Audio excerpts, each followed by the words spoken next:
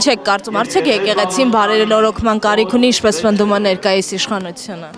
Ընդհանրապես, ինչը կապված է ներկայ իշխանության հետ, ոչ մի դրական փոփոխություն իրանք չեն կարող ապահովեն հայ առաքելական եկեղեցու համար, ու եթե 1700 տարուց ավել հայ առաքելական եկեղեցին կա ու գործոն է եղել հայ ժողովրդի համար, այդպես էլ շարունակելու է լինել։ Այս ներկա քաղաքական իշխանությունը զուտ ժամանակավոր բնույթ են կրում, իրենք այսօր կան, վաղը չկան։ Ներողություն, եկեղեցին ինքը բարեփոխում է, ոչ թե բարեփոխելու կարիք ունի, այլ հենց ինքն է բարեփոխում մեր կյանքը։ Եվ հոգեպես ամեն առումով։ Մենք գտնվում ենք ստե, դա արդեն ամեն ինչ ասում է։ Ես կարծում եմ, որ Հայաստանի Հանրապետությունը թրքահպատակ իշխանություններից օր առաջ մաքրվելու կարիք ունի։ Անպայման, ես ոնց կարող եմ որպես հայ առաքելական եկեղեցու զավակ վստահել չգիտեմ ումով եւ ոչ իմ հորը։